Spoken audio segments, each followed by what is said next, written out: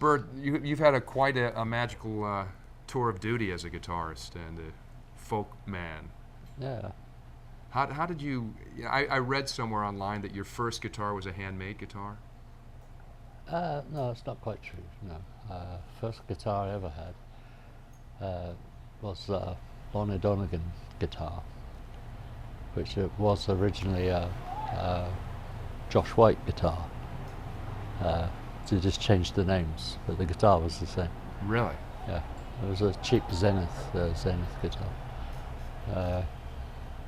And I had that for about 6 months until somebody stole it. So, and then I made the first album has about 3 or 4 Martin guitars on it. I've borrowed from various people because I didn't have a guitar at the time. So.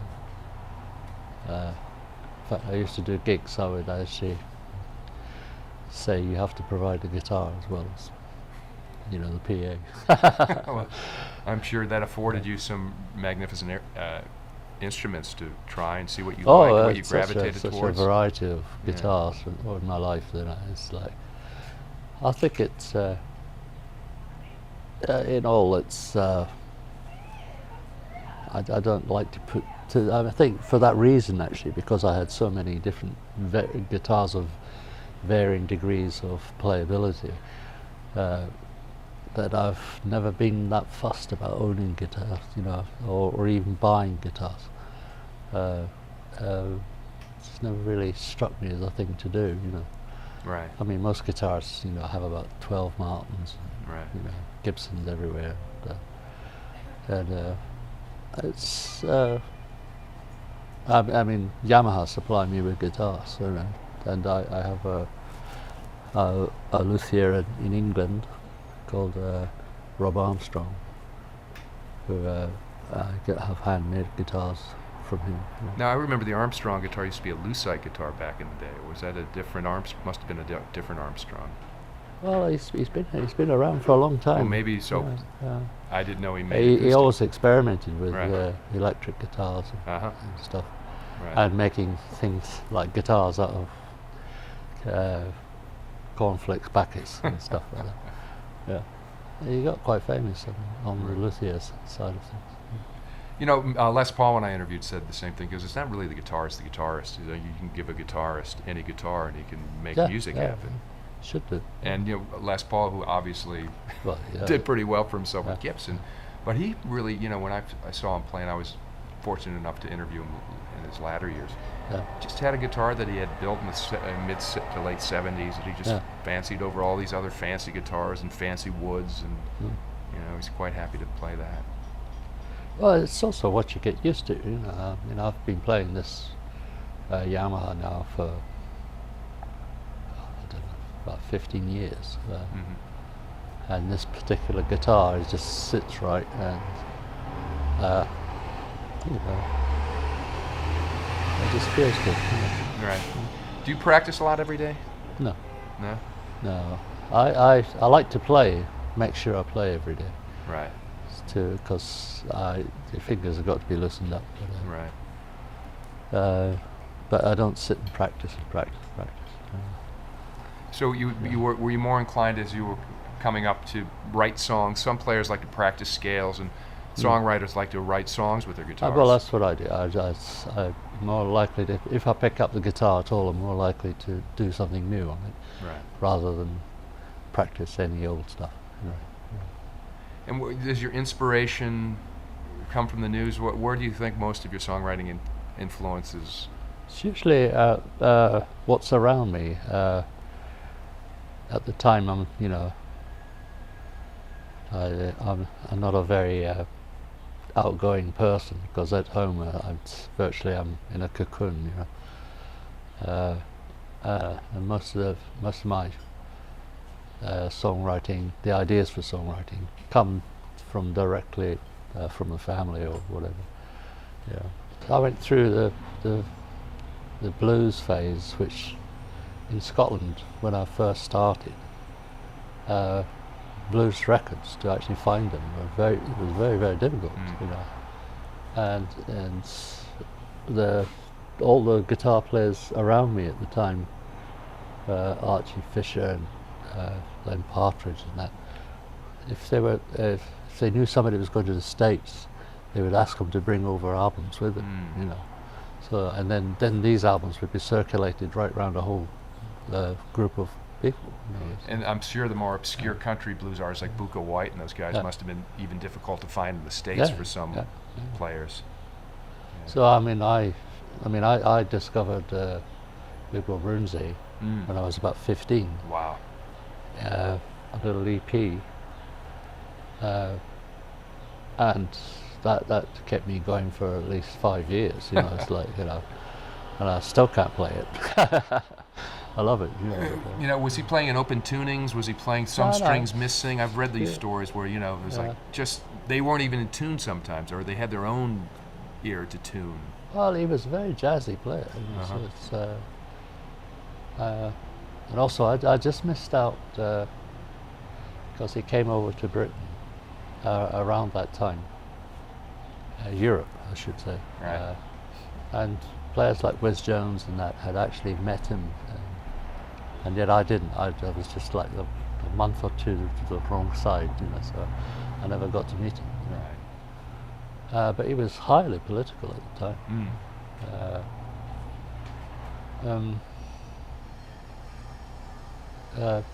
And, you know, also one of my favourite guitar players was Brownie McGee. Right. Sonny Terry and Brownie McGee. Yeah. And they actually played in Scotland. And when I was 16, I actually heard them live. You know, sitting near Girard. And that was mind blowing. Yeah. I often wonder, you know, if American audiences appreciate what we had, you know, the cultural richness of music from New Orleans, from the South. Yeah. For me, it was interesting how white audience co-opted it, and the Brits did to kind of turn our youth culture onto it. Everything got kind of filtered through you and your island, and then thrown back at us. You know, look what the Rolling Stones did with R&B and taking some of these unknown or little-known artists, and then you guys were doing with the folk scene, taking the folk blues and. Yeah, because my first real influences were like Woody Guthrie and stuff like that. And the folk club I used to go to, I was in the High Street in Edinburgh. It's called the Hove. And they gave guitar lessons. You know, I mean, for a short while I had the lessons, about 3 months or so. But they actually had traditional singers and players, the real thing, were singing there at the club. I mean, Scottish traditional stuff, Irish stuff, and all that. So I didn't realise I was being influenced by this coming in one ear, and I was trying to learn to play the guitar in the other ear. You know, So, and also, the time I met David Graham, he opened up the whole sort of blues, jazz, anything and everything, and folk music all together. And you guys would just get together, play records, and try to play along with them and write songs. Well, he was such a genius that he was so far ahead of everyone, you know. Right. That I mean, he was a very hard guy to actually hold a conversation with, let alone anything else. But he's. I mean, I met him. I took lessons at the club from his sister. Wow. Jill Doyle, and then she introduced me to him about a year later, and I was like 16 or so, and I was just literally gobsmacked with his playing. It was absolutely. Yeah. There was a friend in England. He did a documentary on me, but he had all Johnny Marr, Bernard Butler, they were all in the documentary. Oh, all of them. Okay. Right, and this is the first time I ever met them. And the fact, Bernard Butler, he did, well, I can't remember what the song was, but I think it was Poison, actually. Poison, and one of my songs. Right. And I'd only just met him, and Matt, the producer of the documentary, asked us to play it, and I'd only just met Bernard, and I had to ask Bernard to show it to me so that I could learn it, so that we could both play it together. That's great. Yeah. Well, when you write so much music, it's easy to forget a lot of it. You know, it gets lost in the the discography. Yeah. Yeah. And also you're continually moving songs in your head absolutely. anyway. You know, so. Well, I guess I guess the point of all of this is it's kept your career vital because you've been rediscovered by a new generation, which Well, it is usually happens that like people that were into me in the 60s have grown up now, and they've got their own families, right. and their record collection is still at home. And the kids suddenly discover this record collection their parents have got, and they go through it, and of course I'm in there, so that's one way that, and then the kids will go with their parents to the gigs. So It's so great. Yeah. My kids are a little bit younger, but they're just now starting to go to the shows with me, and they see they go, wow, there's a so they'll be directly influenced by their own parents. yeah. With your contemporaries, people like Nick Drake and those, was there competition? Was there pride in like saying, man, that was a great gig, wait till you see this gig? Was there camaraderie amongst musicians? Donovan, I'm trying to think of... But believe it or not, most players were very isolated. Because Donovan was like a much more commercial entity, more pop radio than I was. Right. So therefore, I mean, I played the clubs and things, but Donovan would be on TV. There's a difference. And although we knew each other and we passed our ideas between us. Right. Now let's talk about with John and Pentangle. You had a reunion in the 90s, right? Is that correct? 95 or something in Italy? And the now 80s. The 80s. It was the 80s. 80s, around 82, around Right. that. I remember picking up the reissue of Basket of Light. It seems like some of these records get rediscovered, as we talked about, and then they get repackaged and digitized. And you guys are back on another reunion tour? Well, we did a tour in 2008. We did 14 dates. This is the original band. Right. Up and down Britain, and everybody was knocked out there. In the band, they were actually pleasantly surprised that we could actually do it and enjoy it. Right. Which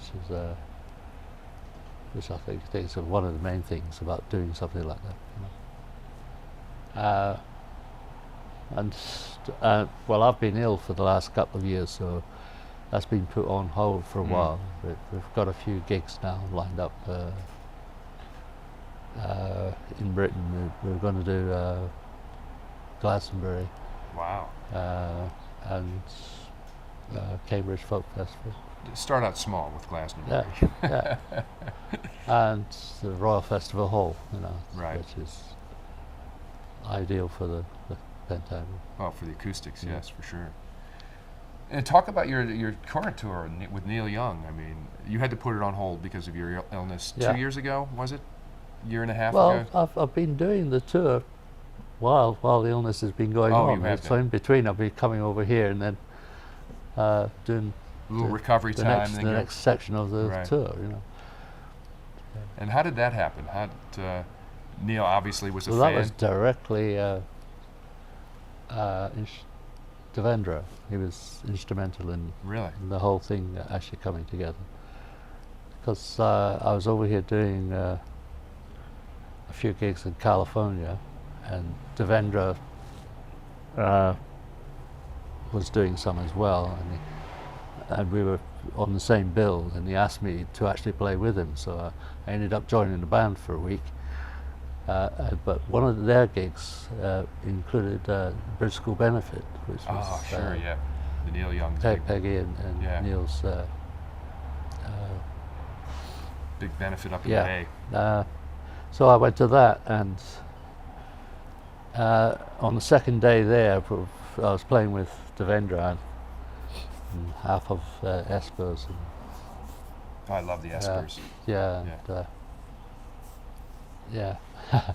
I mean, the second day, Neil starts the day like at 1 o'clock or something with a couple of numbers on his own. But he asked me to play with him. Wow. Ambulance Blues. Sure, yep. Yeah. And I didn't really know the song at that point. So he gave me, I had 10 minutes to learn the song. Was he giving you like He- the he- Nashville he showed- 145? No, not quite. But he showed me, like we've got a trailer, his trailer, and we practiced for about 10 minutes, and then straight on stage. There you go. Good luck, John. Throw caution to the wind. Yeah. Do you have a memorable gig? Is there one gig that sticks out and you say, wow, that was fantastic, or that was a train wreck? I mean, you've played millions of gigs. Well, or a venue that you say, that's my favorite venue, I love playing this venue. do you mean in the States or back home? Anywhere. I just, Well, most places I love anyway. I love sitting.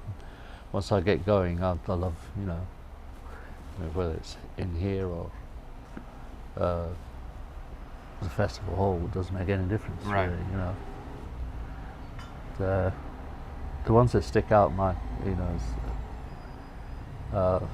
doing Fillmore East and Fillmore West wow. with the Pentangle. I had no idea. I guess I should have assumed that you would have played those venues, but... Yeah, but when you consider the lineup, it was like Fillmore East was Rhinoceros, sure. and Canned Heat, and Pentangle, right in the middle. That's diverse. You guys are right in the middle. Yeah. And Canned Heat probably was the headliner. Back in those days, you were there for the duration, so no one's really... Fillmore West was Grateful Dead. Right. And Sir Douglas Quintet. Sure. Yeah. Those are interesting gigs. Those gigs stuck in my mind. Yeah, absolutely. That's fantastic. Well, I want to thank you for your time. Thank you. Dusty Wright, Bert, catch him in action with Neil. Catch him wherever you may be in the future. Glastonbury et al. Yeah. Just wondering what to play.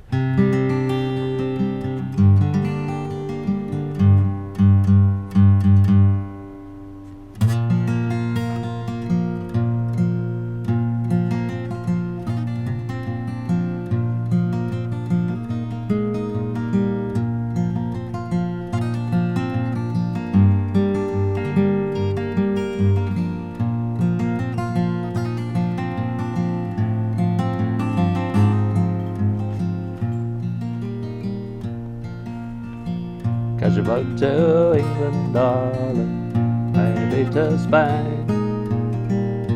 Wherever I've gone, wherever I've been and gone, wherever I've gone, the blues, they run again.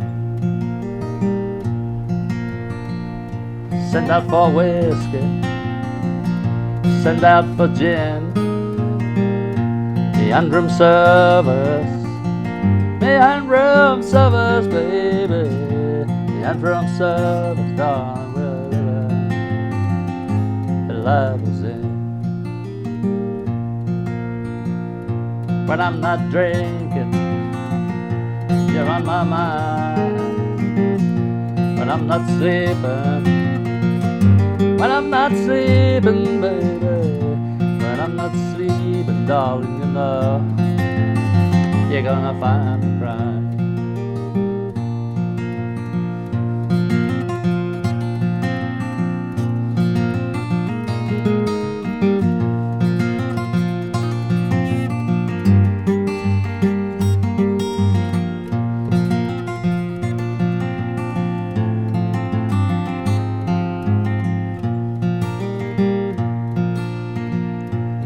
Again, loving is much the same. Wherever I've played, wherever I've thrown them dice, wherever I've played the blues, they run the game.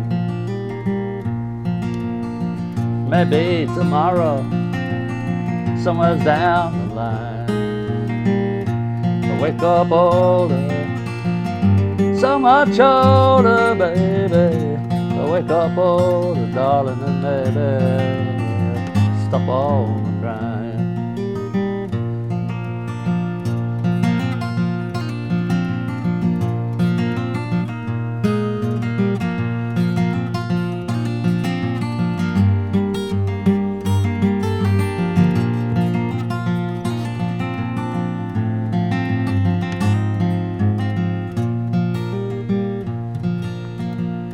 Catch a boat to England, maybe to Spain. Wherever I've gone, wherever I've been and gone, wherever I've gone, the blues, they're on